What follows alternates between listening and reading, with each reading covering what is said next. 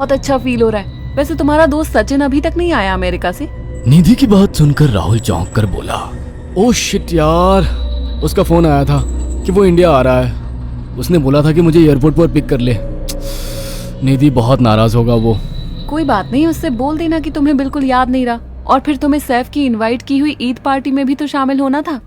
निधि ने इतना बोला ही था कि उसकी बेटी तानिया ने अपनी माँ की ओर देखकर कहा, मुझे भूख लगी है माँ, और प्यास भी।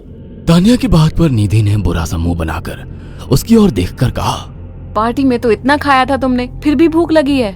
निधि की बात पर तानिया ने मासूम सा चेहरा बनाकर कहा, कोई बात नहीं मम्मी, मुझे पानी ही पिला दीजिए।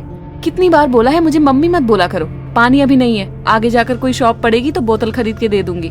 निधि की बात पर राहुल ने मुस्कुराकर कहा, छोटी बच्ची है निधि, इतना नाराज होना सही नहीं है। राहुल ने इतना कहा ही था कि अचानक एक काली परछाई राहुल की कार के सामने आकर खड़ी हो गई। राहुल के पैर अचानक ब्रेक पर पड़ गए।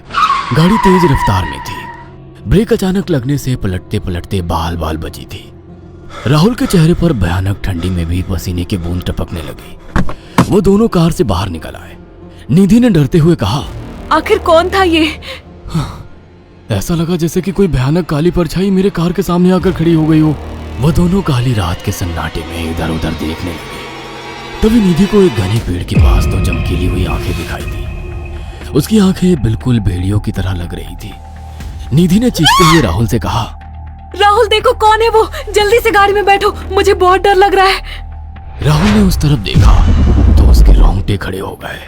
वो दोनों गाड़ी के अंदर बैठने ही वाले थे कि अचानक एक अजीब सा चेहरा वाला भयानक सा आदमी बिजली की रफ्तार से उनके सामने आकर खड़ा हो गया। राहुल ने देखा कि उसका चेहरा बिल्कुल सड़ा हुआ था और उसकी आंखें भेड़िए की तरह चमक रही थी। उसके लंबे लंबे बाल उसके कंधे तक आ रहे थे और उसके दांत भेड़िए की तरह बाहर की ओर निकल रहे थे। हाथों की जगह नुकीले पंजे थे। राहुल को देखकर अजीब से अंदाज में हंसने लगा, मगर जैसे ही राहुल की नजर उसके कपड़ों पर गई, राहुल की आंखें फटी की फटी रह गई। वो हकलाते हुए बोला, भाईजान, भाईजान, मुझे माफ कर दो, मुझे छोड़ दो। राहुल ने इतना कहा ही था कि अचानक उस अजीब से देखने वाले भयानक आदमी ने अपने पंजों से राहुल की गर्दन कसकर पकड़ ली और एक ही सेकंड में उखाड़ कर जमीन पर फेंक दी। राहुल के धड़ से लाल रंग का खून का फुहारा फूट पड़ा। इस भयानक मंजर को देखकर निधि के गले से एक जोरदार चीख निकल गई। निधि इससे पहले भागती कि अचानक उस भयानक दिखने वाले आदमी ने निधि को पकड़ लिया और अपने नुकीले पंजे उसके पेट में गड़ा दिए और उसकी अतड़ियां बाहर निकाल दी। निधि की एक दिल दहला देने वाली चीख सन्नाटे को चीर गई। अचानक हवा का एक बवंडर उठा और वो भयानक सा दिखने वाला व्यक्ति देखते ही देखते बवंडर के साथ गायब हो गया। तानिया ने डरते डरते निधि के मोबाइल से पुलिस और सैफ को बुला लिया और कुछ ही देर में वहां चारों ओर पुलिस की गाड़ियां थी। पुलिस ने राहुल के दोनों दोस्त सैफ और सचिन को वहीं बुला लिया।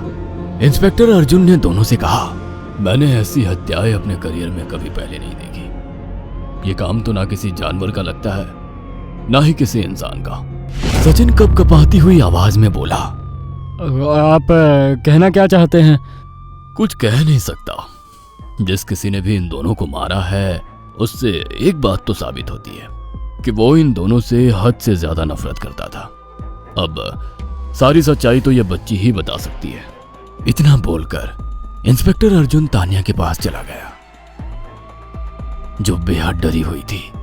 तानिया ने आंखों देखी सारी घटना इंस्पेक्टर अर्जुन को बता दी। तानिया की बात सुनकर इंस्पेक्टर अर्जुन कंफ्यूज चेहरा लेकर मोबाइल पर किसी से बात करने लगे। सचिन इंस्पेक्टर के पास आ गया और सैफ भी डरता हुआ इंस्पेक्टर अर्जुन के पास आकर बोला, क्या हुआ इंस्पेक्टर? तानिया ने क्या बताया? उसने जो बताया वो काबिले यकीन नहीं है। उसकी बात पर किसी भी तरह से यकीन नहीं किया जा सकता। फिर भी कुछ तो बताया इंस्पेक्टर। हाँ, उस बच्ची के मुताबिक एक भूत ने निधि और राहुल को बड़ी बेदर्दी से मारा है। इंस्पेक्टर की बात सुनकर दोनों बुरी तरह से चौंक गए। क्या मतलब है इस बात का? बच्ची बेहद डरी हुई है। हम आगे की तफ्तीश जारी रखेंगे। निधि और राहुल तो चले गए, अब तानिया को मैं रख लूंगा। नहीं नहीं, राहुल मेरा अच्छा दोस्त था। तानिया अब मेरे साथ रहेगी। देखिए, बच्ची के माँ बाप अब इस दुनिया में नहीं है और आप दोनों भी शादीशुदा है। मुझे नहीं लगता कि आप दोनों बच्ची की सही से देखभाल कर सकते हैं। मेरी कोई औलाद नहीं है। मैंने अपनी पत्नी को फ़ोन कर दिया है, वो भी IPS ऑफिसर है। ये बच्ची आज से मेरे साथ रहेगी। उसका मासूम चेहरा मेरे दिल में उतर गया है। अब तुम दोनों जा सकते हो। पूछताछ के लिए मैं जब भी तुम्हें बुलाऊं तुम दोनों आ जाना। इंस्पेक्टर ने ये बात बोली ही थी कि अचानक वहां पर मौसम बदल गया।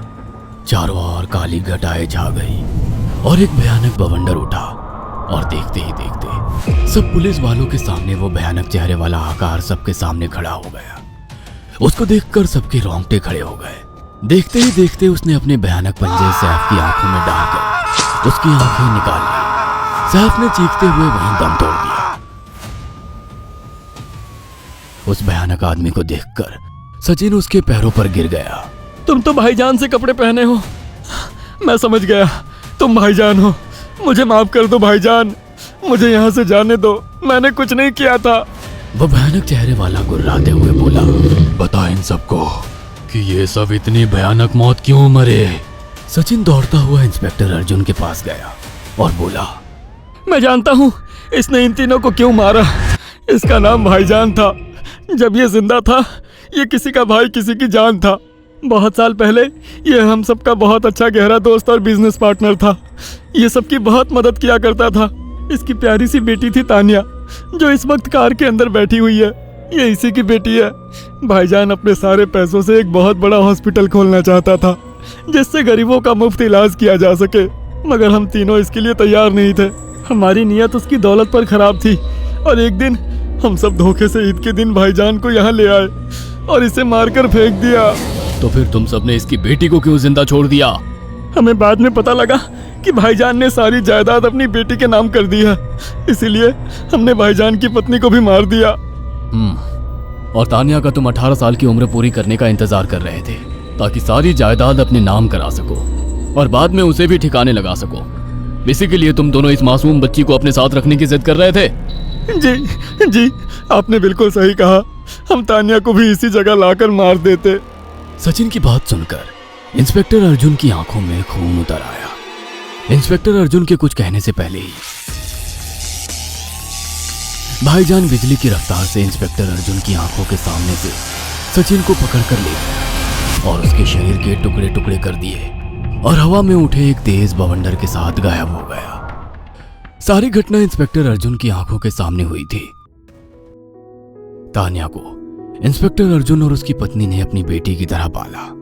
अगर आपको हमारी ये कहानी पसंद आई हो तो इसे लाइक और शेयर करना ना भूलें। साथ ही ऐसी और नई कहानियों के अपडेट्स पाने के लिए हमारे चैनल अक्षु टीवी को जरूर सब्सक्राइब करें।